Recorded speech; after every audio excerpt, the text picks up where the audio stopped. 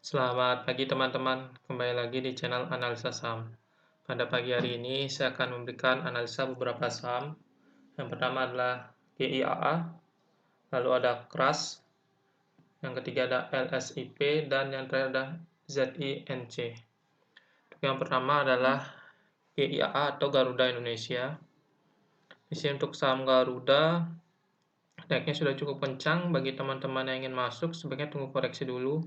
Bisa masuk di kisaran harga 300 untuk Garuda bagi teman-teman yang ingin masuk pada saham ini. Sedangkan dari Bandar Detektor sendiri, dari tanggal 9 sampai 13 November, terlihat bandar melakukan akumulasi normal. Di sini asing cenderung melepas saham Garuda Indonesia, dan asing cuma melakukan akumulasi pada tanggal 10. Keesokan harinya asing langsung lepas dengan jumlah besar. Dan kemarin Jumat juga asing melepaskan saham GIA.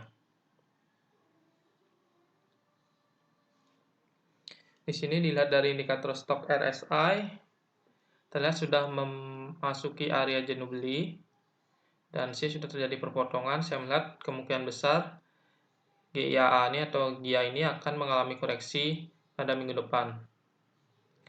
Bagi teman-teman yang sudah beli di level supportnya, mungkin sudah sempat beli di harga 300, bisa pertimbangkan untuk take profit dahulu pada saham Garuda Indonesia.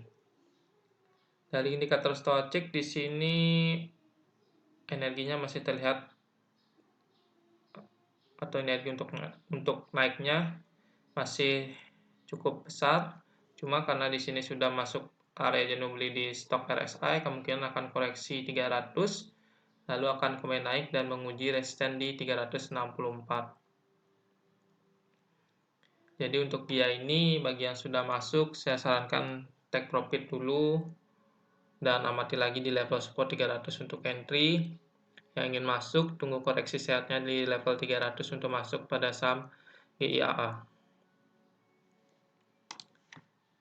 Selanjutnya yang kedua adalah saham KRAS.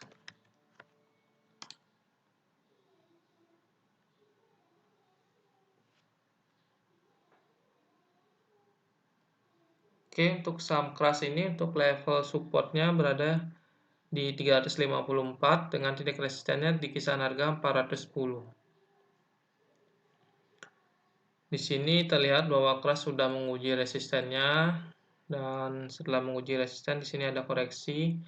Terlihat adanya aksi profit taking di sini setelah menyentuh resisten di 410. Dari Bandar Detektor sendiri terlihat tanggal 9 sampai 13 November ada akumulasi besar yang dilakukan oleh bandar. Ini sejalan dengan kenaikan KRAS.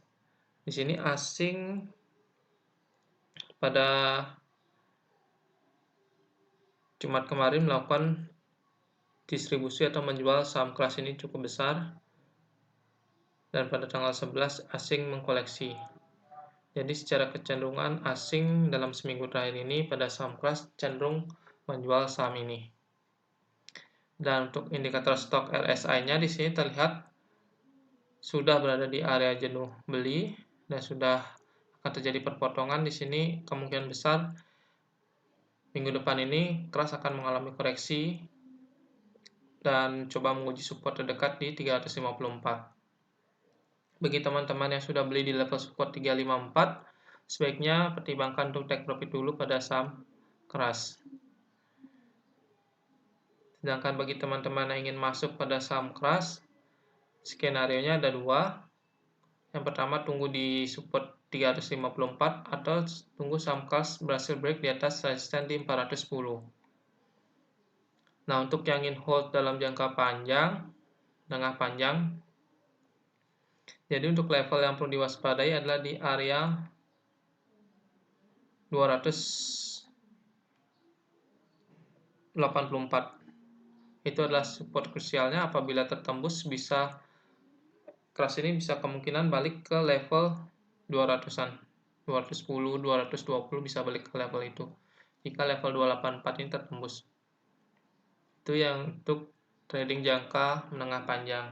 Yang trading jangka pendek bisa pertimbangkan untuk take profit dulu karena sudah menyentuh resisten di 410 untuk Senin depan.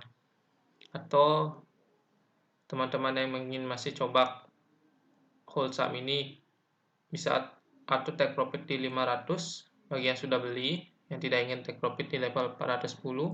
Tapi untuk level yang perlu diwaspadai adalah apabila ditutup di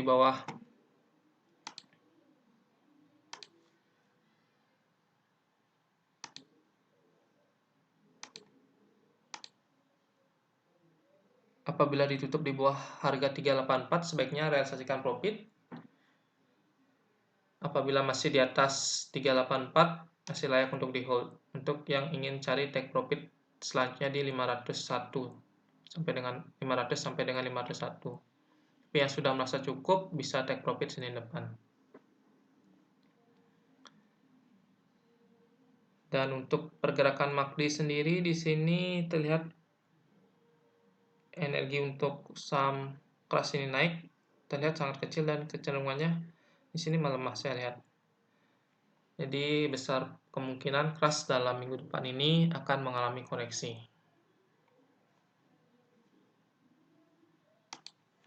Selanjutnya yang ketiga adalah saham LSIP.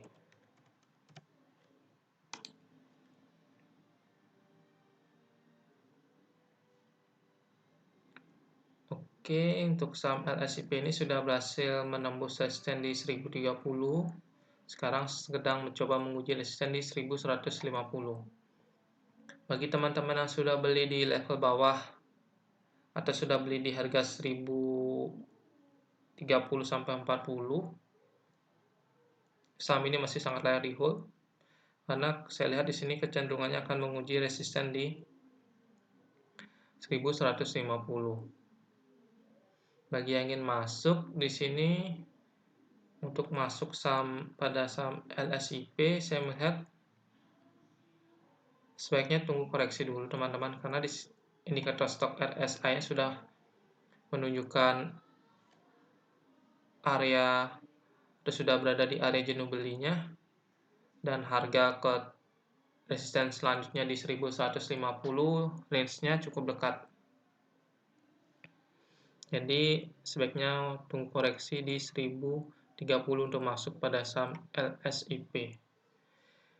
Lihat dari bandar detektor sendiri, di sini bandar secara rata-rata dari tanggal 9 sampai 13 November terlihat melakukan akumulasi dengan jumlah normal. Asing dalam 3 hari terakhir ini dari tanggal 11 sampai 13 melakukan akumulasi sejalan dengan kenaikan LSIP.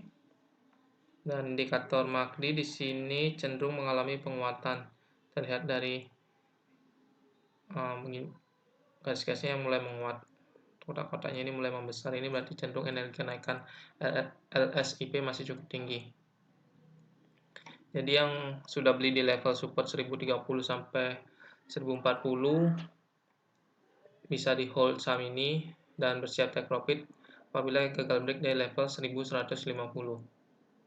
Yang ingin masuk pada saham LSIP sebaiknya wait and see dulu, kita tunggu koreksi sehat dari saham LSIP. Untuk level yang menarik itu di support 1030 karena sini sudah terkonfirmasi dari indikator stok RSI yang sudah berada di area jenuh belinya, jadi kemungkinan besar akan mengalami koreksi dulu baru akan melanjutkan kenaikan. Tapi saya melihat di sini untuk LSIP kemungkinan akan menguji dulu level supportnya di 1150 baru akan mengalami koreksi. Lihat di sini bandar dan asing masih melakukan atau mengkoleksi saham ini. Selanjutnya yang ketiga adalah zinc, ZINC.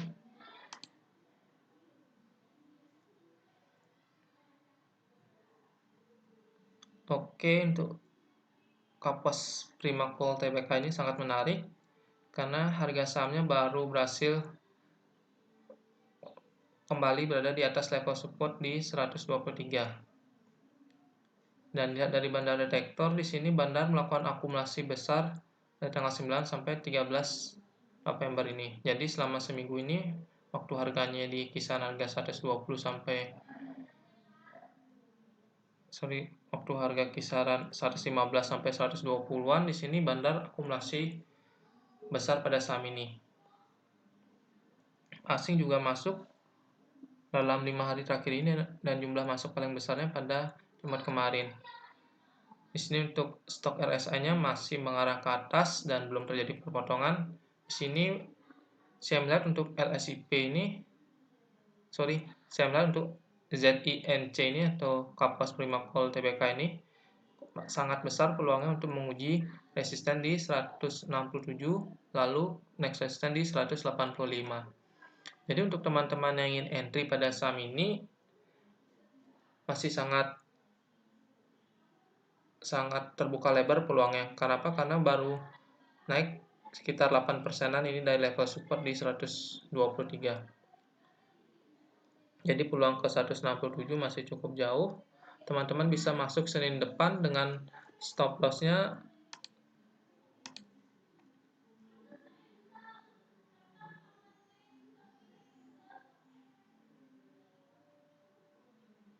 untuk level stop loss-nya teman-teman bisa atur di kisaran harga 114. Dan untuk take profit terdekat di 167, next take profit ada di 185 di moving average 200. Dilihat dari indikator MACD juga di sini sudah terkonfirmasi bahwa zinc ini akan mulai menguat. Lihat dari bar ini sudah mulai membesar dan ini sudah mulai perpotongan di area sini lalu mengarah ke atas. Di sini sangat besar peluangnya untuk menguji paling tidak ke 167. Jadi bagi teman-teman yang ingin masuk bisa masuk Senin depan. Jika mengalami koreksi sedikit, bagus teman-teman bisa masuk. Apabila harganya masih naik, teman-teman silakan masuk dengan take profit di 167 untuk yang terdekat, next di 185. Untuk stop loss-nya itu berada di kisaran harga 114 untuk level stop loss-nya. Bisa melihat untuk stop loss kayaknya tidak akan tersentuh karena di sini kecenderungannya saham kapas 5 call ini masih menguat, diikuti atau didukung oleh bandar dan asing yang masuk. Jadi kalau asing mau jualan pasti harganya akan dikerek naik dulu. Dan di sini asing baru masuk kemarin paling banyak.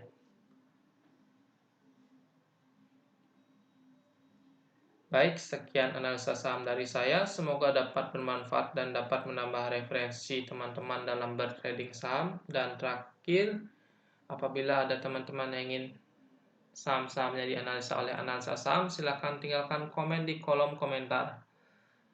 Dan terakhir, jangan lupa subscribe, like, komen, dan share video ini agar dapat membantu channel ini semakin berkembang. Terima kasih.